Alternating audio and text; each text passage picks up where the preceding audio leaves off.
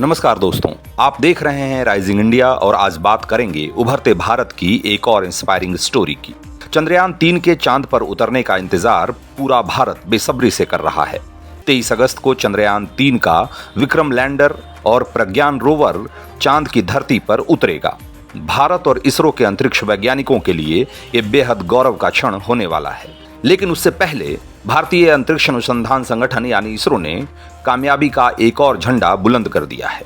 क्या है ये कामयाबी और कैसे इसके जरिए भारत ने स्पेस इंडस्ट्री में अपना एक नया मुकाम बनाया है, सब बताएंगे। आप बने रहिए हमारे साथ और अगर अभी तक आपने राइजिंग इंडिया चैनल सब्सक्राइब नहीं किया है तो देश की प्रगति से जुड़ी प्रेरक खबरों के लिए हमें जरूर सब्सक्राइब कर लें। इन तस्वीरों को देखिए। श्रीहरिकोटा के आसमान में उगते सूरज के साथ एक और सितारा ऊपर उठ रहा है। ये इसरो के सबसे कामयाब रॉकेट PSLV की एक और कामयाब उड़ान है। कामयाबी के इस शानदार सफर में PSLV रॉकेट की ये 56वीं उड़ान थी और इस प्रक्षेपण के साथ ही भारत ने सैटेलाइट लॉन्चिंग की दुनिया में एक और बड़ी कामयाबी हासिल कर ली। इसरो का वर्कहॉर्स रॉकेट PSLV C56 ने अपनी इस उड़ान में सिंगापुर के 7 सैटेलाइट्स को लोअर अर्थ ऑर्बिट में स्थापित कर दिया। 21 मिनट की इस उड़ान में PSLV ने सबसे पहले 352 किलोग्राम वजनी DSSAR सैटेलाइट को 535 किलोमीटर के सर्कुलर ऑर्बिट में स्थापित किया और अगले 3 मिनट में करीब 70 किलोग्राम के 6 छोटे सैटेलाइट्स को भी उनकी कक्षा में सफलतापूर्वक स्थापित कर दिया। सिंगापुर का DSSAR सैटेलाइट एक radar imaging earth observation satellite है जो अंतरिक्ष से धरती की तस्वीरें लेगा। इस सक्सेसफुल मिशन के साथ ही इसरो ने विदेशी सैटेलाइट लॉन्च करने का एक नया आंकड़ा भी छू लिया। अब तक इसरो 34 देशों के कुल 431 विदेशी सैटेलाइट्स को अंतरिक्ष में स्थापित कर चुका है। नरेंद्र मोदी के सरकार में इसरो सैटेलाइट लॉन्चिंग के बड़े ग्लोबल मार्केट में अपने पैर और मजबूती से जमाने में जुट गया है। खासकर छोटे सैटेलाइट्स की लॉन्चिंग के मार्केट में आज भारत एक महत्वपूर्ण प्लेयर बन चुका है।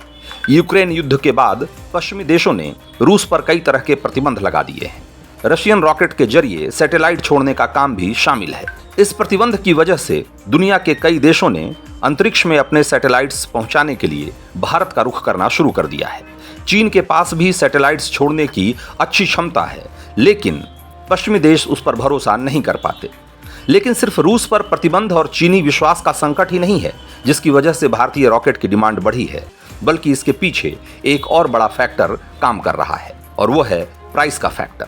अमेरिका और यूरोपियन यूनियन जैसे बड़े स्पेस प्लेयर के मुकाबले भारत का इसरो बहुत ही किफायती रेट पर सैटेलाइट को अंतरिक्ष में भेजने में सक्षम है। आज भारत के पास 3 बेहद भरोसेमंद और सक्षम रॉकेट हैं जो सफलतापूर्वक छोटे सैटेलाइट्स को लियो ऑर्बिट यानी धरती की निचली कक्षा में स्थापित कर सकते हैं। इसमें सबसे कामयाब और भरोसेमंद रॉकेट है जो कामयाब लॉन्चिंग की हाफ सेंचुरी लगा चुका है। PSLV 500 किलोग्राम तक के सैटेलाइट्स को आसानी से लोअर अर्थ ऑर्बिट में स्थापित कर सकता है। भारत का दूसरा रॉकेट है LVM-3। ये एक GSLV रॉकेट है जो 10 टन के वजनी सैटेलाइट्स को लियो ऑर्बिट और 4 टन वजनी सैटेलाइट्स को GTO यानी जियो ट्रांसफर ऑर्बिट में स्थापित कर सकता है। अक्टूबर 2022 में इसी रॉकेट का इस्तेमाल कर भारत ने एक साथ 36 ब्रिटिश सैटेलाइट्स को सफलतापूर्वक लियो ऑर्बिट में स्थापित किया था। लेकिन इस दिशा में भारत को एक और बड़ी कामयाबी तब मिली जब इसरो ने SSLV D2 के जरिए एक साथ 3 सैटेलाइट्स को लियो ऑर्बिट में स्थापित कर दिया। SSLV की ये दूसरी उड़ान थी। इस रॉकेट की पहली उड़ान नाकाम साबित हुई थी, लेकिन दूसरी बार में मिली इस कामयाबी ने भारत को छोटे उपग्रहों को लॉन्च करने वाले मार्केट में और मजबूती से खड़ा कर दिया है, क्योंकि इसरो का ये रॉकेट छोटे सैटेलाइट्स को ही लॉन्च करने के लिए खास तौर पर डिजाइन किया गया है। ये दुनिया के किसी भी लॉन्चिंग रॉकेट के मुकाबले बहुत किफायती है। 120 टन वजनी और 34 मीटर लंबे इस रॉकेट को असेंबल करने का खर्च सिर्फ 30 करोड़ रुपए है और इसे एक हफ्ते में तैयार किया जा सकता है, जबकि PSLV को असेंबल करने में कई महीने लगते हैं। इसका मतलब यह है कि आने वाले दिनों में स्मॉल सैटेलाइट लॉन्च व्हीकल यानी SSLV रॉकेट के जरिए भारत ज्यादा से ज्यादा और बहुत सस्ती कीमत पर सैटेलाइट लॉन्च कर सकेगा। इसरो ने कहा है कि बहुत जल्दी ही ये रॉकेट कॉमर्शियल यूज के लिए तैयार हो जाएगा। दोस्तों, इसरो की योजना छोटे सैटेलाइट्स के बाद मझोले और अपेक्षाकृत बड़े सैटेलाइट्स लॉन्चिंग के मार्केट में भी उतरने की है। अगर आपको ये वीडियो पसंद आई हो तो इसे लाइक और शेयर करें और हमारे चैनल को सब्सक्राइब करना न भूलें। धन्यवाद।